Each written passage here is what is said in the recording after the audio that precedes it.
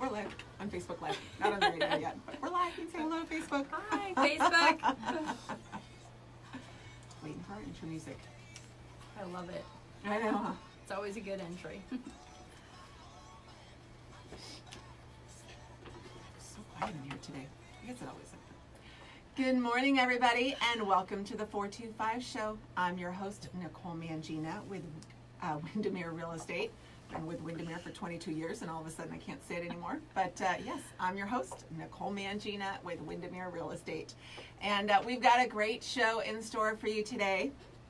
But before we dive into that, I wanted to do our weekly real estate update, which I always like to show you in Facebook land if you're watching the Facebook Live. And every time I do it, I realize you can't see the form, but that's okay.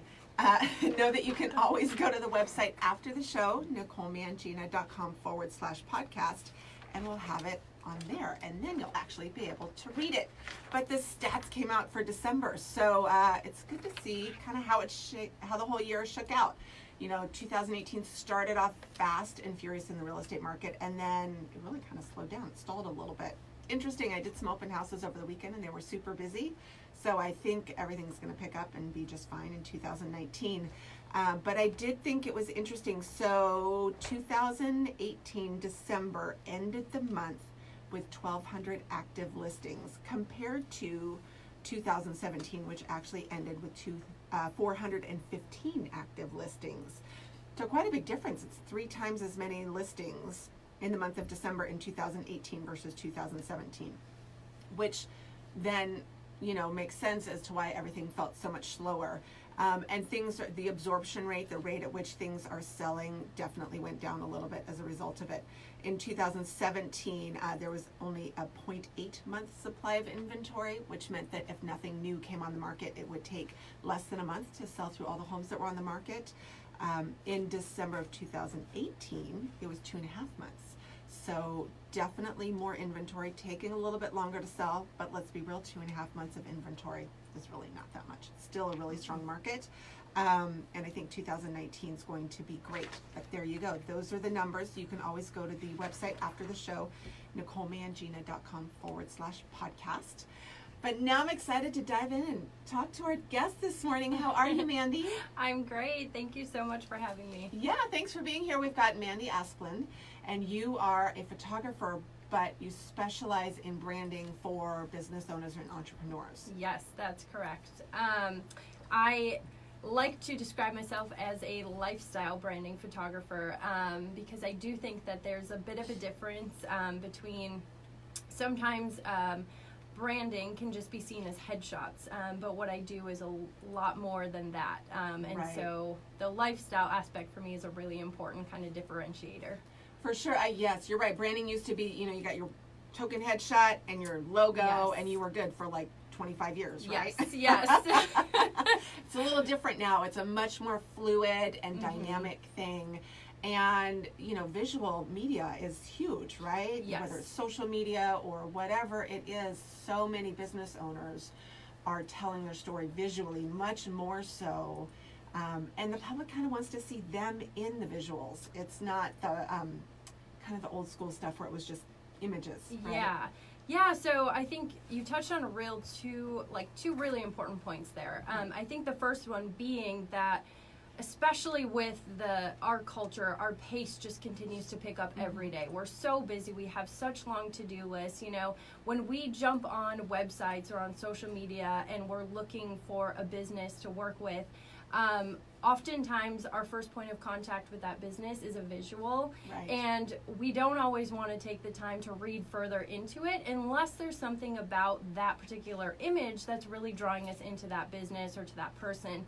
And so I think that there is a lot more weight placed on, you know, just the imagery that businesses are using as sort Right. of that tool to bring people into what it is that they're doing and to get them to want to spend the time to look further into the content of, you know, what they're providing and what they're all about. For sure. Yeah, and then secondly, 100%, I think that, you know, we were just talking a little bit before we got started on the radio that, you know, a lot of markets are really saturated with just a lot of people doing the same thing as you. Right. And so it's really kind of become, how do you then separate yourself from the person next to you? You know, how do you bring clients to want to work with you versus, you know, why don't they just go over here? And I think that really important piece is you. Right. It's really how do you differentiate, you know, your business and the work that you're doing from everybody else? For sure. You know, it's funny. In addition to selling real estate, I also coach agents, and we talk about that all the time, which is, you know, you'll always need your website, and you always need your fancy kind of wordsmithed bio, you know, that's text and that people can read. But people want to know the real you, and that can really only happen visually, or it takes it to another level visually. Yes. And so I think those pictures and that branding, not just pictures, but doing it with thought and intention so that it encompasses a whole brand, is so important. I caught myself doing it this morning. There was a trip that I'm looking at doing, and it's a tour kind of thing, and the first thing I did was look at all the pictures, because that determined how I felt about it and if I wanted to dive deeper and read the text, which I thought was really interesting. Yes, that is so interesting.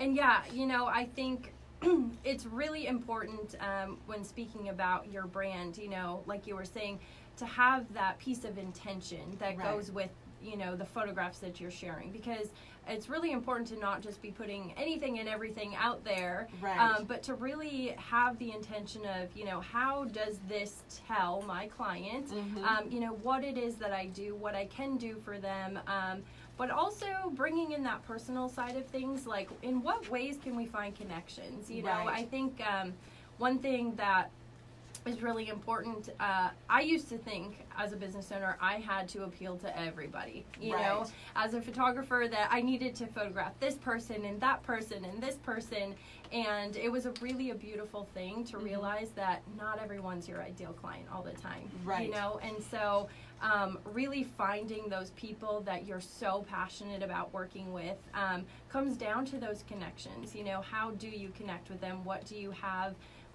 that relates to them? What pieces of your story can you guys, you know, connect on? And I think that's something really special you can bring into your work. Absolutely.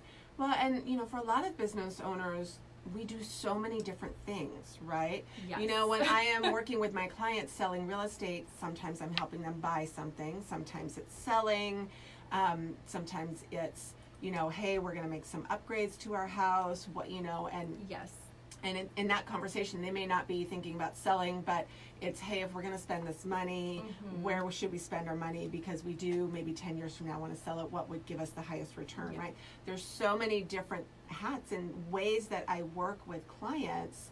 But when you work with a client, they tend to think you do just that, whatever it is you did with them, right? So having ways to visually tell the story of the different things that you do, so that then when they need that other service, they still want to call you, and it's top of mind for them. Yes, and I think that's a really key piece too. You know, something that I strive to do with each of my clients is to show them not only working on their business, but also working in their business. Right.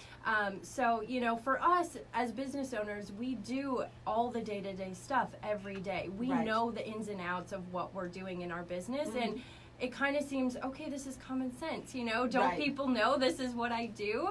But when you're not in it, you have no clue. You have no clue what all goes into, you know, preparing for things and planning for things, and, you know, the after you buy a house, you know, all the steps that come with that. And so it is really cool to be able to use visuals to sort of educate your clients about, you know, this isn't just what I'm doing. But really, this is, you know, the entire process. These are all of the things that, you know, I'm working on behind the scenes. And I think those things, too, are really fun for your clients to get to see those other pieces of you, the different sides of you. And like you said, then someday if they ever need something else that you do, they're like, oh, hey, you know, look at that. Absolutely. Very cool. So how do you take your clients through this when you're doing, because I would imagine some people show up with a very strong sense of brand identity, but I also know, even from my own personal experience, but also, you know, from working with other people, sometimes it's that whole you can't see what's right in front of you, and it's difficult to articulate it. So how do you work with people when they show up and they're like, you know, I get this idea, I'm into it, but I can't necessarily articulate how this should play out. Yeah. So it's interesting. I think, first of all, you know, a lot of people do come to me with ideas of certain aspects of their business that they're really set on, you know, Right. certain colors that they love, or Great. kind of messages that they want their business to put out to the world. I think the piece that all of my clients, I would be willing to say, every single one of them, struggle with is the you side of things, you know, Right. so working on themselves and how they want to show up in their business. And I mean, let's be honest, getting in front of a camera, that's not easy for really a lot of people, you know, the Right. majority of people. And so it's that component, you know, that we focus a lot on. And as part of my process, I make sure that I'm not just having you sign up for a photo shoot and jump into something the next day where I'm like, stand in front of my camera, you know, do your thing, pose, you know, so overwhelming, so Right. stressful, so full of anxiety. So my process is to really have a lot of consultation time before the photo shoot, Right. to really get to know my clients, you know, what they're about in their business, but also in their personal life, you know, who matters to them. What are the, you know, the messages that they want these images to send? And we spend a lot of time talking about all the details like wardrobe and location and prop use and, you know, do they want other people involved in their shoot? And we go through each piece of this process, and I really just like walk hand in hand with you to design a shoot that's customized around, you know, what your needs are, Right. you know, who you are as a business owner, who you are as an individual. And I think it's that planning and that preparation beforehand Right. that really makes all the difference the day that your shoot comes around. Right. Yes, I think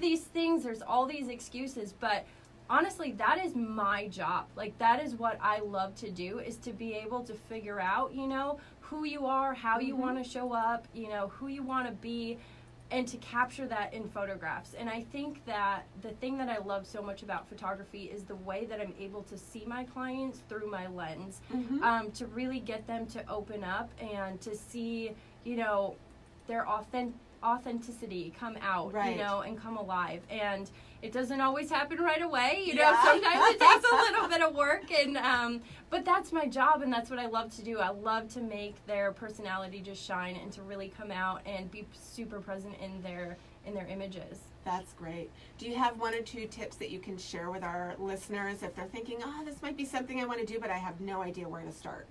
Yes.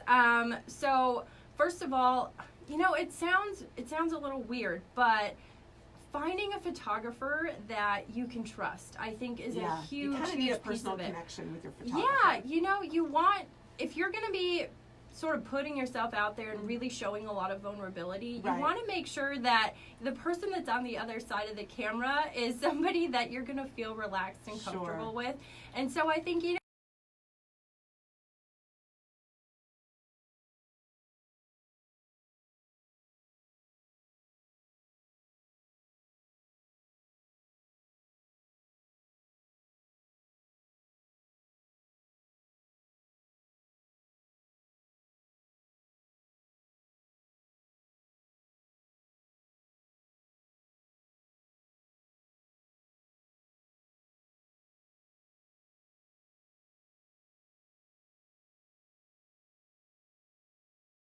reasons why people don't, you know, jump into professional photography, but I think that the benefits of what professional photos can do for you in your business so outweighs that fear. And Right. when you start to go through the process, and if you find a photographer who's willing to walk with you and plan, you know, and to help kind of ease that anxiety, it ends up being such a beautiful experience, and everyone is so glad they did it. They wish they would have done it sooner.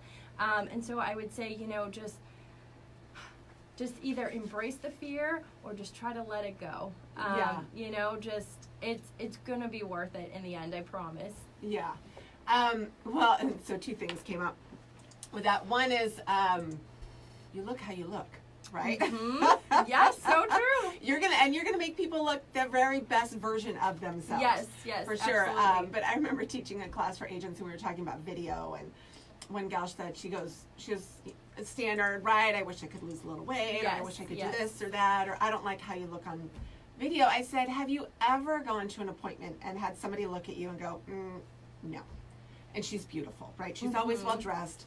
She's a beautiful, beautiful Yes. gal. And she's like, no. I'm like, exactly. So they can see you on video, like you look how you look, Yes. right?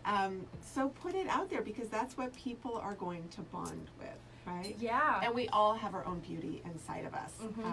The other thing that came up is you were talking about, you know, kind of having the end in mind as you're picking photographers. Because I think that's a big thing too, that people, especially when they're doing branding or any kind of visual content for their business, is you've got to have a really strong idea of how you're going to use that content, right? Yes. You know, a headshot picture is very different than a lifestyle picture Yes. that you're going to use on social media, right? Right. Versus the headshot that's usually super small and, you know, on a business card or something. It's a very Yes. different type of picture, style, size, all of that kind of stuff, you know, the messages that you're going to try and convey, Yes. that type of thing.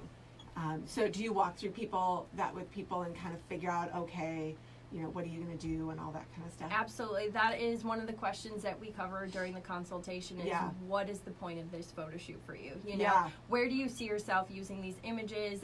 You know, where do you need help visually Yeah. in your business?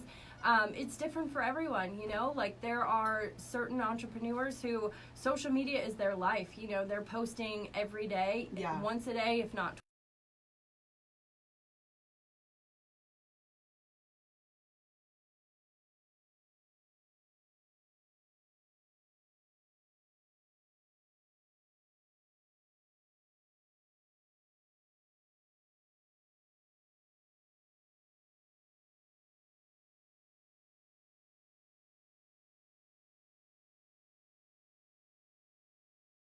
ask people all the time is, you know, what do you need these photos for? But also, I think we end up needing visuals in our business a lot more than we realize. I think when people start to use the images, when they have images they love and images they're excited to put out into the world, Yes. they end up using them a lot quicker than they expect. Absolutely. Yeah. Very cool. How else do you work with your clients, and then how do you see them end up using those pictures in their businesses? You know, if somebody's out there and they're working in their business right now, they're feeling like, you know, this is January, it's a perfect time to kind of refresh things for the year, you know, doing marketing planning, all of that kind of stuff. What advice would you have for them? Ooh, that's a good one.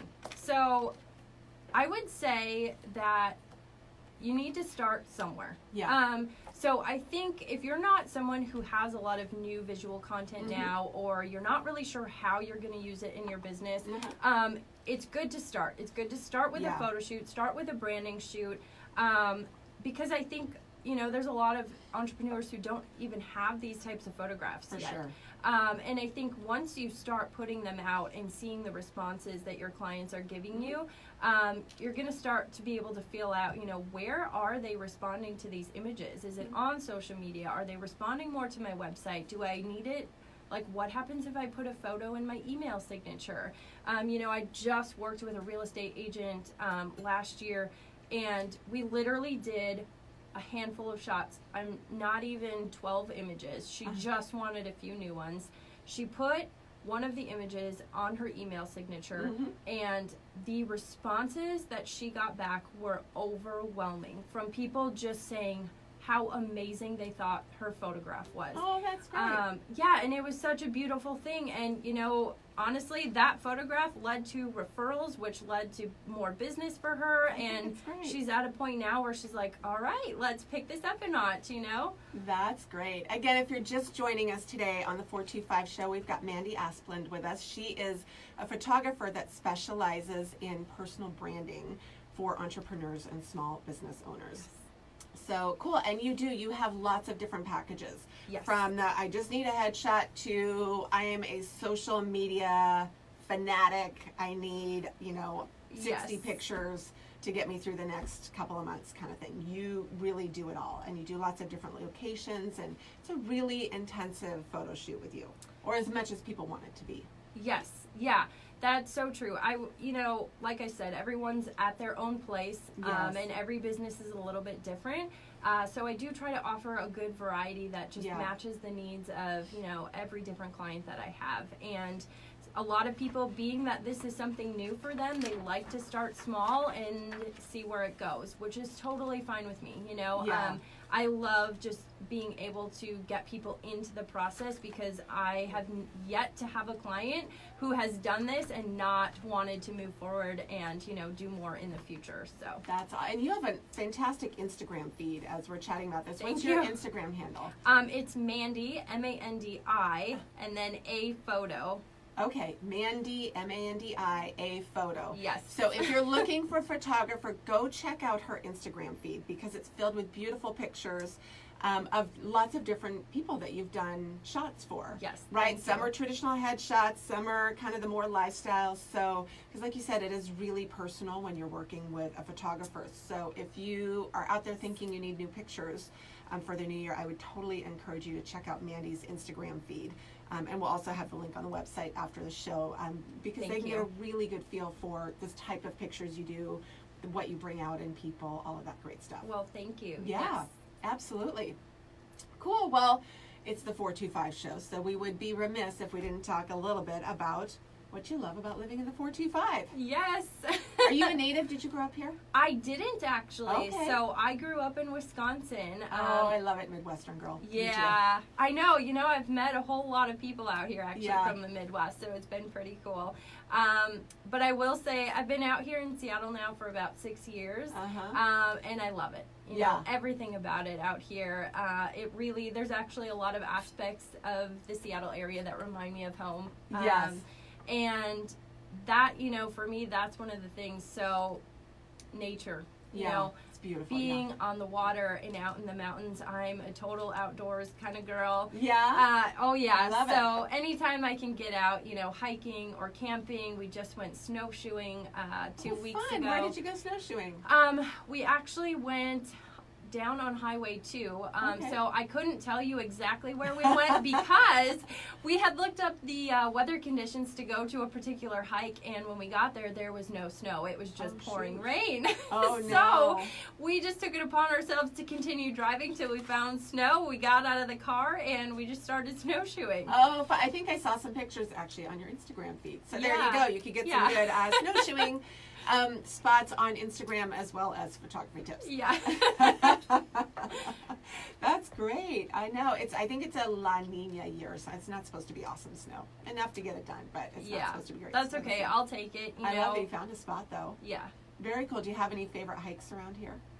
I am a big waterfall hike person. Oh, so yeah. I love a good waterfall hike. I've done, I think, the majority of them around here. Franklin Falls is gorgeous. It's such a short hike, but it's definitely a gorgeous waterfall. I think, now, of course, because I'm on the spot, I'm going to forget the name of it. I want to say that it's Goat Lake. It's a hike out on Highway 2. I know, so Wallace Falls is out on Highway 2. Right. Awesome hike. Definitely love Is that it? one. I've never done that one. Yes. It's on my list. And then, so Bridal Veil Falls. That is one yeah. of my absolute favorite hikes because you can hike to the falls, but then you can continue hiking up into this sort of basin in the mountains where there's this beautiful lake up top. Nice. And that's the one that I'm forgetting the name of. But it's a little bit more of a strenuous hike, but it's absolutely beautiful. Bridal Veils is gorgeous. So definitely one of my favorites. That's awesome. Perfect. And you've got an adorable little daughter, 14 months old, right? Yeah, a son. Yes. Son. Yes. Yeah, I did that. That's okay. before It's the told show. you. That's tough. 50-50. I That's told you. funny. Which is not funny. I should have gotten it right. We talked about it before the show. That's okay. That's okay. Duh. And I have boys. I should have gotten that right. That's okay, but you got the age right. Yes, he's 14 months right now. 1 and 1 today. It's going to be an average day. That's all right. But do you funny. have any favorite things to do with your son? You know, honestly, he comes with us on almost everything we Does do. he? He's Yeah. perfect age because you can still get him in the backpack. Yes, right? Yeah. yes.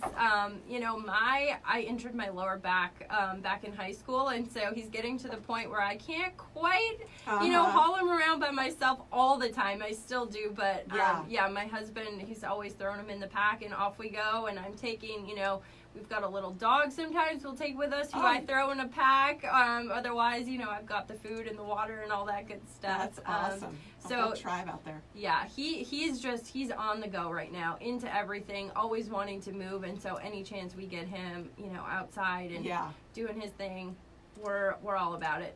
Yeah. We traveled, took a big trip with our son when he was 14 months old, and it was great because he could go in the pack and Yes. take his naps, and off we went. Yep. It was easier than the stroller and stuff like Yeah. that. Yeah. So, perfect. Well, thank you so much for being on the show today, Brandy. It was, God, my brain is not functioning today. Seriously. That's okay. Mandi Asplund, she has a boy, and I work for Windermere. There you go. These are great for outtakes, by the way. She's coming off a cold. Yeah, it's going to be one of those days. It's 10 o'clock. I may need to go take a nap. Get a little more coffee. It's all good. Sorry about that. That's okay. Mandi Asplund has been with us on the show today. We'll have the link on the website, NicoleMangina.com/podcast, with all of the details after the show. But again, they can check out your